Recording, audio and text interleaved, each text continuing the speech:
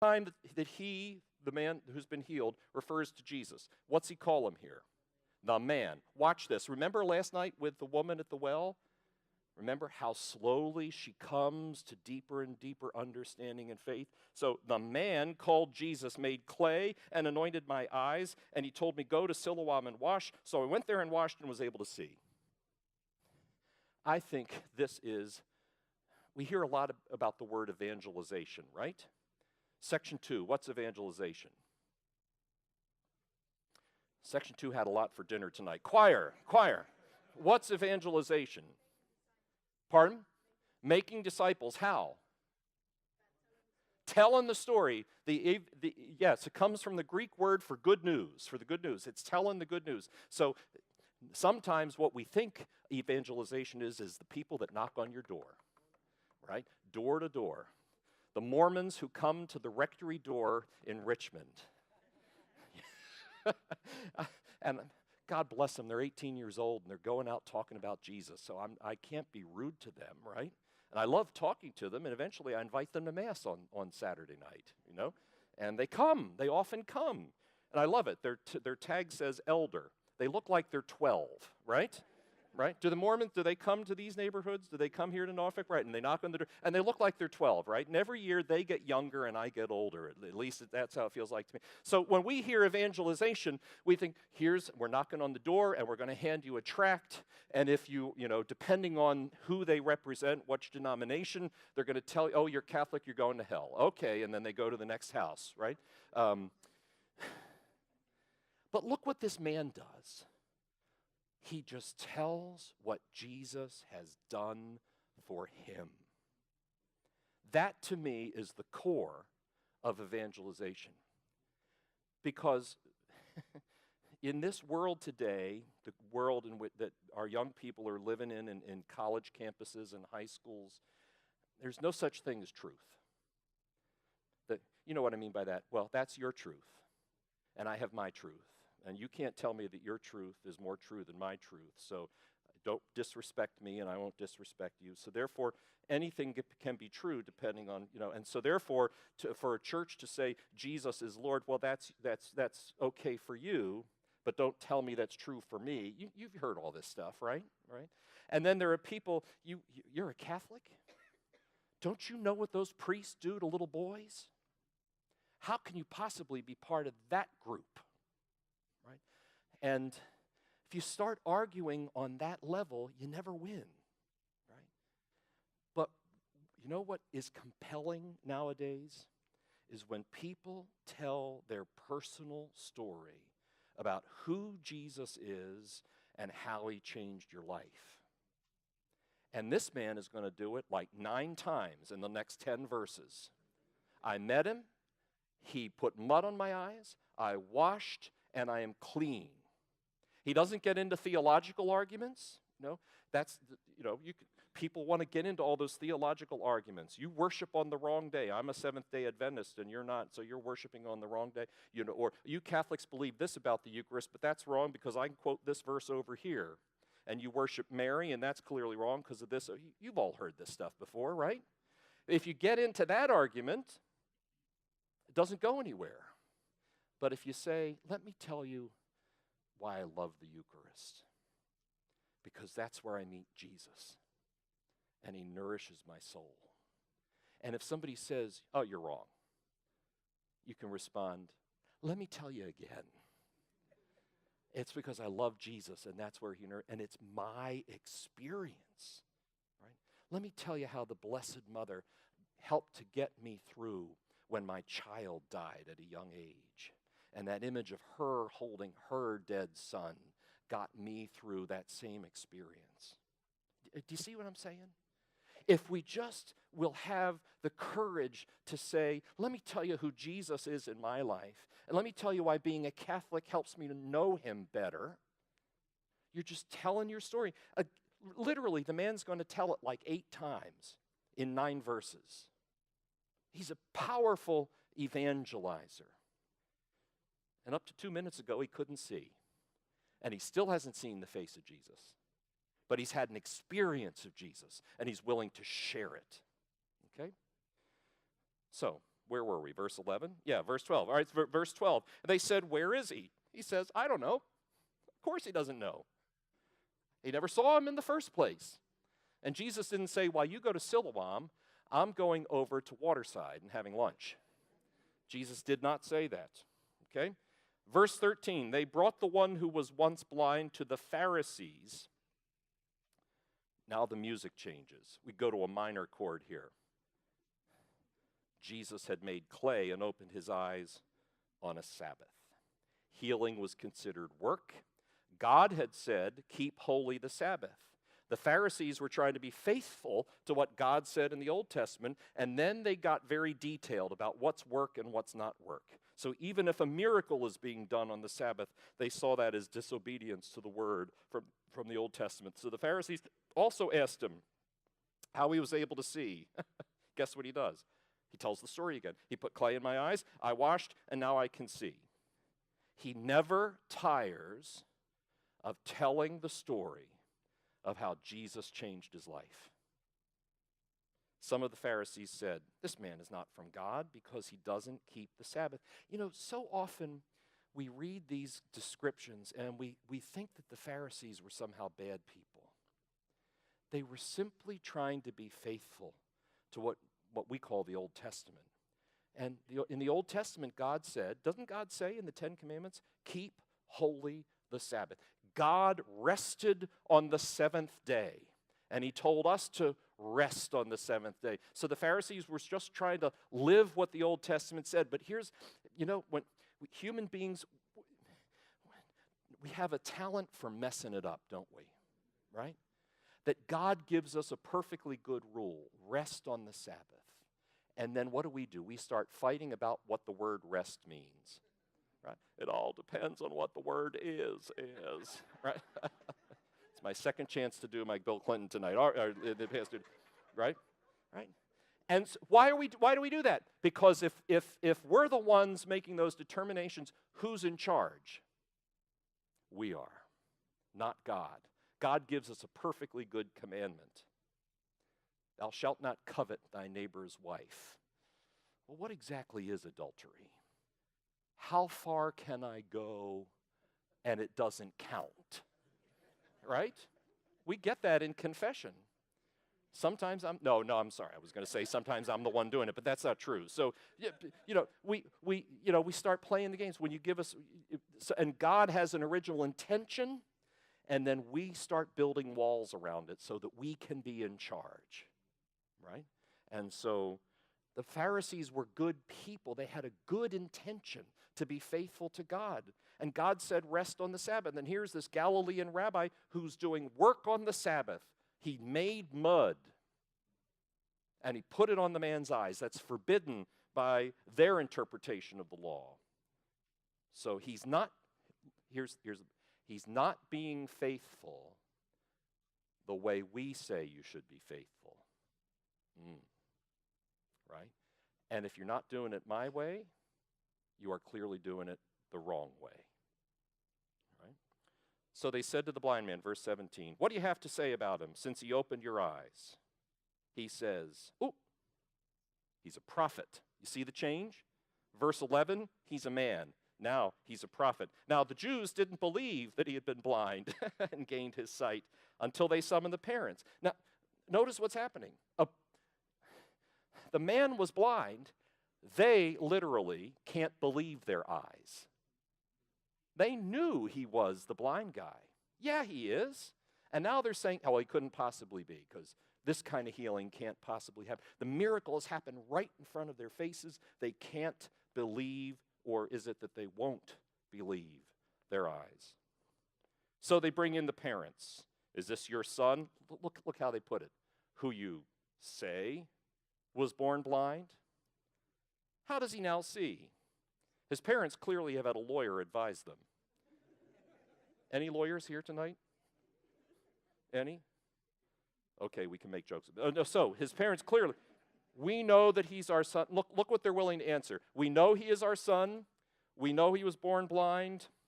We don't know how he sees now, nor how who opened his eyes. Ask him. He's of age. He can speak for himself. Wow, parents are throwing him under the bus. aren't they? And what's John say? The Pharisees have announced they are going to throw people out of the synagogue, excommunicate them if they follow Jesus. The parents are frightened. And before we pass judgment on them, don't we do dumb things when we're scared? Right? Jesus says fear is useless. What is needed is trust. But we still get scared. We still get scared.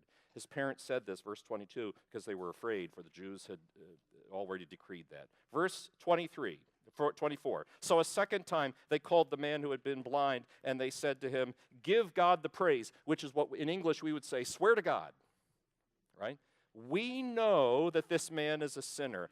Have you noticed how much people know and don't know? Is he the blind man or is he not? Is he the one born blind or isn't he? You know, we do know that he's our son. We know he was born blind. We don't know who healed him or how he got healed. Now the Pharisees who have been asking all the questions, suddenly they know something. We know that he is a sinner. Have you ever noticed that when people really aren't sure, they get more assertive in telling you absolutely that they know something?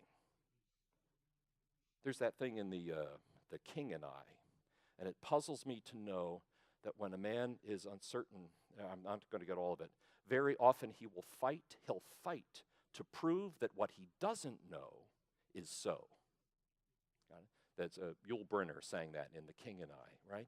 That aren't there a lot of people right now standing up on television? You pick the cable channel, and they don't know things for certain, but they will shout them at you, won't they? Right? So here's the Pharisees. We know he's a sinner. The man replies, if he's a sinner, I don't know. One thing I know is, I was blind, and now I see. Are we going to sing that later? Thank you, Jesus. Good. All right. I was blind, and he just keeps telling the story of what Jesus has done for him. And so they say, what did he do to you? How did he open your eyes? Now, we've heard this, 5 times? He answered them, I told you already, and you didn't listen. Look at this little line. I love this. Why do you want to hear again? Do you want to be his disciples too? You keep asking me to tell the story. Is it because you want to follow Jesus too? I mean, he's just poking them. I love this. It's great. Not bad for a man who, an hour ago was a beggar, right? They ridiculed him and said, you're that man's disciple. We are disciples of Moses. We know that God spoke to Moses. We do not know where this one comes from. Do you see the problem? A minute ago they said, we know enough to declare that he's a sinner. Now they're saying we don't even know where he came from. Right? The man answered and said, this is what's so amazing, that you don't know where he's from, yet he opened my eyes. And look, now he becomes the teacher. The Pharisees were the ones who were the official teachers of the faith. Now he's teaching them. Look what he says. We know that God doesn't listen to sinners. That's back in Exodus. But if one is devout and does his will, he listens to him. It's unheard of that anyone ever opened the eyes of a person born blind. Remember? So Tobit, he wasn't born blind. So look at this lesson he's teaching him. If this man weren't from God, he couldn't do a miracle like this. It's perfect logic, isn't it? From this man who was begging for his bread a little while ago, the man who couldn't see anything. They answered and said, now they're going to resort, this is what we do when we're arguing and we know we're losing. Now we start calling each other names, right? You're a fat doo-doo head.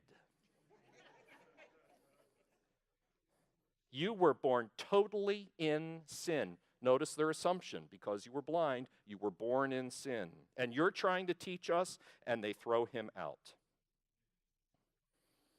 How many of you remember a movie starring Spencer Tracy, Milton Berle, Jimmy Durante, Ethel Merman, Don Rickles, Jim Bacchus? It was not before your time. Because I remember the movie. Well, I'm old, though. You're clearly young. Called It's a Mad, Mad, Mad, Mad World. Some of you, do you remember it, Father Jim? Right? And it's just a hysterical. They got every aging star in Hollywood and put them in the movie. And then next year they made the 10 Commandments, and they got every aging star in Hollywood and put them in that movie too. And at one point, Mickey Rooney and somebody need to fly a plane, and they find Jim Backus drunk at the country club airport. And Jim Backus is drunk trying to fly the plane. And at one point, as the plane is going up and down, he says, because he has this sort of New England accent, I can't see. I can't see. And Mickey Rooney says to him from behind, you can't see? He says, no, I can't see. And Mickey Rooney says, why can't you see? He says, because I have my eyes closed. Which was a recurring bit in the Three Stooges, remember? Curly used to do that a lot, remember? Curly, I can't see. Why not? I got my eyes closed, right? And then Mo would slap him, right? It's funny in the movies, but I think spiritually what's happening here, what has happened here, is the man who couldn't see now sees, and the people who can see are not seeing because they're choosing blindness. They're choosing blind. A miracle has occurred in their midst, and they're choosing to be blind. They're choosing not to see it. And not only that, they can't stand having him, the healed one, in their midst, so they say, get out. Get out. Right? They choose blindness. Now, it's easy to say, oh, those Pharisees. But how many people do you know are still choosing blindness to what's real? Right? And not just the miracles of God, although they're happening all the time, but also the areas in which God wants us to get to work. After the Charlottesville tragedy, I encountered somebody who attends a parish in Richmond, not mine, but another parish that I had been formerly connected with. And he was talking about how his parish, in conjunction with several other churches, was having a kind of a set of dialogues on racism. And he said, I'm glad our church is doing this. He said, but I just don't see the racism. Right? And I thought to I don't want to judge him, I want to love him. Right? But I'm wondering, are you choosing blindness? And if we do choose blindness, is it because it's too scary to see what's real? Right? Or the people who are convinced there's no real injustice. We've got it all together. We've got a justice system that works. Are we choosing blindness? Or on another level, the person who will live decades drinking his life away, ruining his family, losing his career, who can't look in the mirror and say, hi, my name is Mike, I'm an alcoholic. Right? And if you can't see the truth and say the truth, the healing never starts, right? How often do we choose blindness because we know if God helps us see what's real, then we've got to do something, right? So there are miracles happening all around us. Are we looking for them? Or are there times in our life and in our culture's life where we say, blindness is very comfortable? If the Pharisees simply don't see what God is up to in Jesus, they can keep saying he's a sinner, we need to get rid of him, which they do. If they start listening to him, he's going to change their life, right? Let's wrap this one up because we have about 4 more hours to go here tonight, so it's all good. They threw him out. Verse 35, when Jesus heard they threw him out, he found him. Amen. Amen. How often have people been told, you're not good enough, you're not part of us, you're not one of us, you no longer belong? How often have churches done that to people? We throw you out, we cast you aside, you are not part of us. And when Jesus finds out, and these are people of faith who threw him out. And where's God? With the outcast. The good shepherd who goes looking for the sheep that's not part of the fold. And this sheep didn't want to be thrown out. This sheep was thrown out of the fold by shepherds who are not good shepherds. I often wonder, isn't this what Pope Francis keeps talking about right now? The church going to the fringes, the church going outside of its walls, the church going beyond its comfort zones to where the people are starving and suffering and feeling rejected, that's where we should be. And the shepherd should take on the smell of those sheep, Pope Francis says, right? But I think about how often our church has and still does throw people out. And where's Jesus? With them, looking for them, wanting to love them and tell them, you are not as ugly as those folks just told you you are. You are beautiful in God's sight. All right? So Jesus finds him and says, do you believe in the Son of Man? So he's gone from man to prophet to Son of Man. And the man answered, verse 36, who is he, sir? Guess what the Greek for sir is? Kyrie, as in Lord have mercy, right? It's Kyrie. It's, who is he, sir, that I might believe? Daniel chapter 7, I saw one like the Son of Man coming on the clouds of heaven with power and glory. This is Messiah language, Son of Man. Jesus says, do you believe in the Son of Man? Notice, do you remember, what's the miracle in John chapter 2? It's my favorite miracle. Water into wine. And what's the very last sentence of that? And that's the first of Jesus' miracles. It happened at Cana in Galilee. And John says, and thus did his disciples begin to believe in him. What's the point of miracles in John's gospel? It's not for Jesus to show off. It's not for God to say, look what I can do. Every miracle in John's gospel leads to faith, a profession of faith.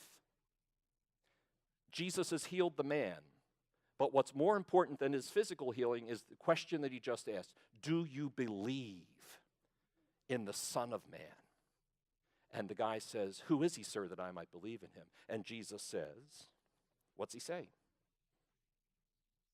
Where is it? You have seen him. The one speaking to you is he. I do believe, Lord. Lord. Remember this thing about baptism that we talked about earlier? RCIA, adults preparing for baptism. Isn't it interesting? Isn't this the journey of faith for an adult coming to know Christ? He's a man who's interesting. Maybe he's a prophet. Maybe he's a good teacher. And then comes the breakthrough by grace. He is Lord. He's Lord of the world. He's Lord of my life. Okay? Jesus says, I came into the world for judgment, so that those who do not see might see, and those who do see might become blind. The Pharisees heard this and said, surely we're not blind. Yes, you are. Little ironic statement there. Jesus said, if you were blind, you wouldn't have sin. But now you're saying we see, so your sin remains. Miracles all around. God at work in the world.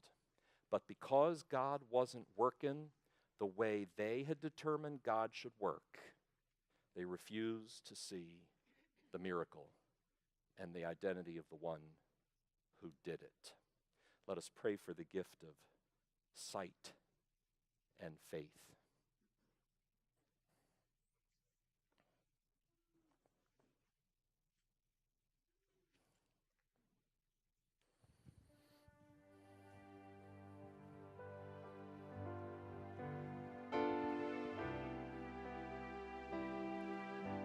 Lord, that I may see, that I may hear and understand. Help me to see beneath the surface of things. Help me to hear you and to understand what you have to say in the events of my life, in the people with whom I deal. Open my mind and heart to whatever it is that you are saying to me in these moments of my life. Remove the scales from my eyes. I want to see.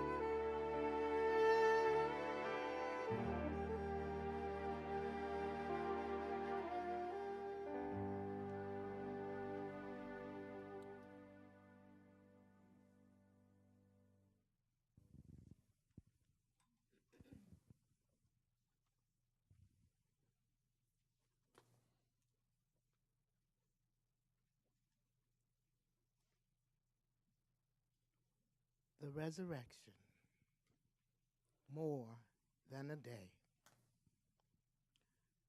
Resurrection, to be raised up again, to be lifted up again, to rise up again. Christ is arisen. Christ is risen indeed. To believe these words is to believe that life and the pure power of love eventually, inevitably triumph. To believe these words is to believe that we too shall rise.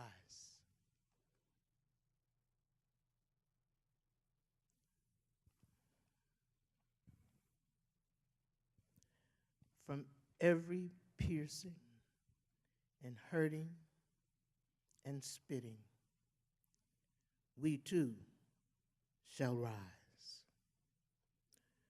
From every dry and thirsty desert in life, we too shall rise.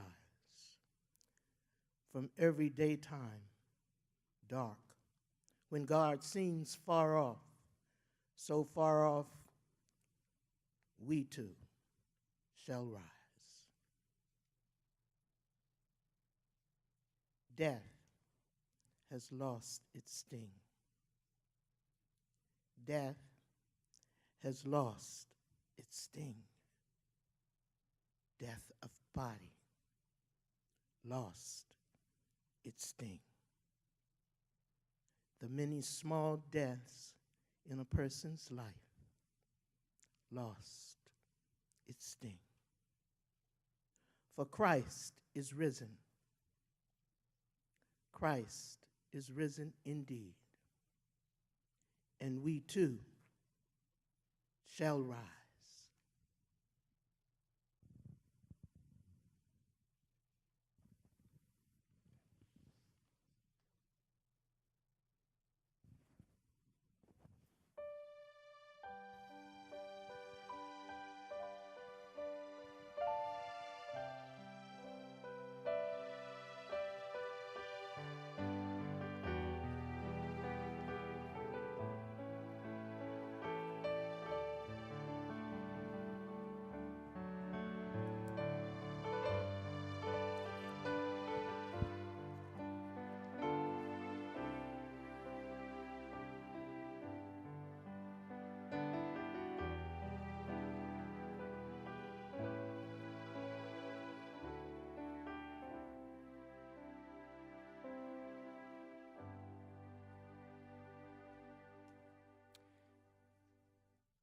John chapter 11.